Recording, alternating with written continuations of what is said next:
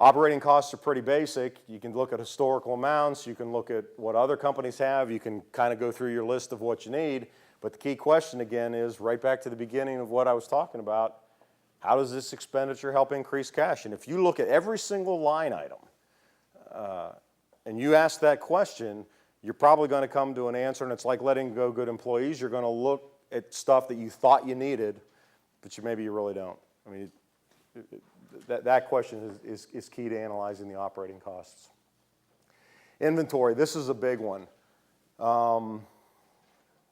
You can look at historical levels and turnover, what other companies have.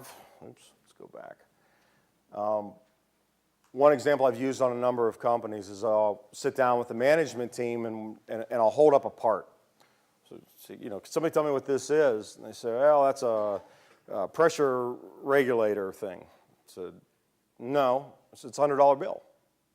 I said, if you're thinking of this as a pressure regulator thing, it's going to get broken. You're really not going to take care of it. I mean, it's just how people are. It's a thing. It's the owner's money. But if they think of this, you're holding a $100 bill, don't tear my $100 bill in half. You're now getting your people into the mentality of when they buy inventory, when they work on things, the whole approach has got to be, it's cash. It's all cash. Everything we do is cash. When you buy a piece of inventory or bring product in that we're going to make or sell, you got to say, how's that going to generate us cash? Do we need this? Are we buying too much? Are we buying the right stuff? Don't miss order. Don't screw it up in production. You got to treat it like it's dollar bills. I mean, you got a warehouse full of dollar bills out there. The thing is, the owners, you all, and the executives, you all understand that. You got to communicate that to your people.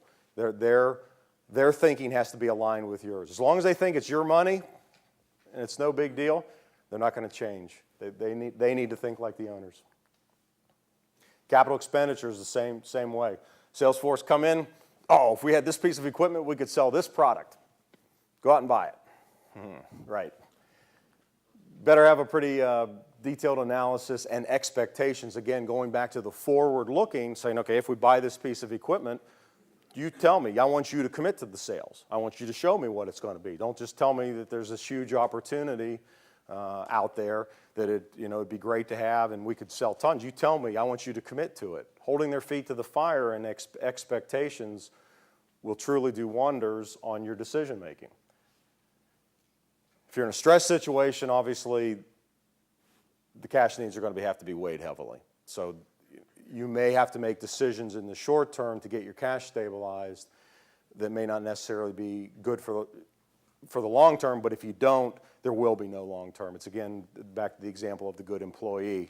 Yes, we really need this new piece of equipment to survive, but if we spend the cash now, we're not going to be here in 6 months to survive. So you have to make some hard decisions, unfortunately, on that. But if you're looking at it weekly and you're looking at the impact on a short window, as things change, you can make changes very quickly. So how do we take care of your business? Make sure every expenditure brings in cash to the company. During the jobs, everything being purchased and all the labor are within expectations. It's all that forward looking.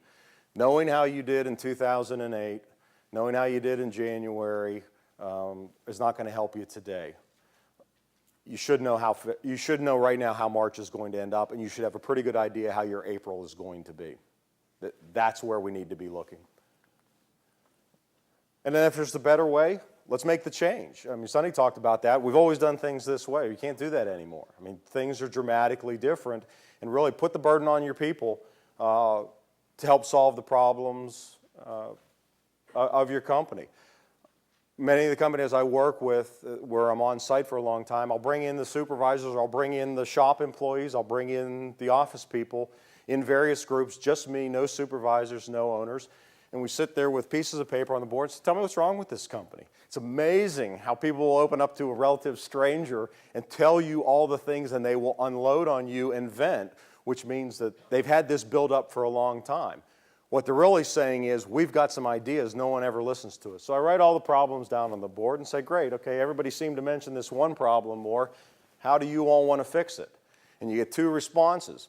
from your Eagles, they say, I know what to do. Management's done this wrong. And I said, okay, well, you take the lead and do it. And your turkeys sit there with deer in the headlights look of, it's management's job to fix it. It's our job to complain.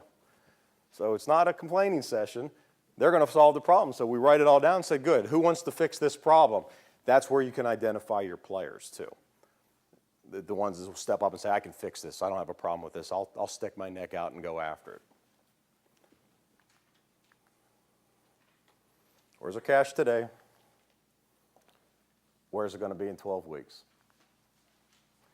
And if it's not where we want it to be, what can we do to the components?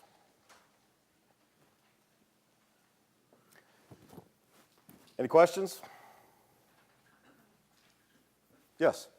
With the scenario the gentleman gave in the front row, if you're down to a core group of people, good people, you don't want to get rid of anymore, how do you feel about pay cuts? Again, it's all driven off of where the cash flows are going to be. If that's what it takes to survive the company, you can do it.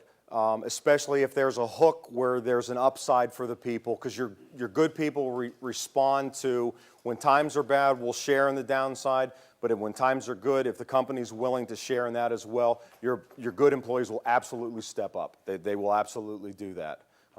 One thing we've done before too is before we've made cuts, we've gone to a group of people and say, look, and it's more difficult to do in this environment because there's not as many jobs, but go to your people and say, look, we're going to have to do some layoffs. If you're thinking of leaving, please let us know, because if you're going to leave in a week or two or looking for another job, we don't want to lay off somebody else that's not looking for a job and pick the wrong person. And people will come forward with that. They'll say, yeah, I'm looking to leave, and go ahead and lay me off. I don't want to see my buddy get laid off. They will step forward. But again, it's all cash flow driven, and your performers will step up.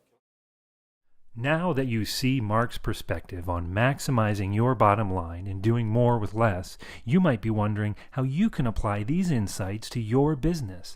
As a working foundation dedicated to helping business owners succeed, Aileron provides targeted offerings that can help you attack your most important issues and start planning for a more profitable future.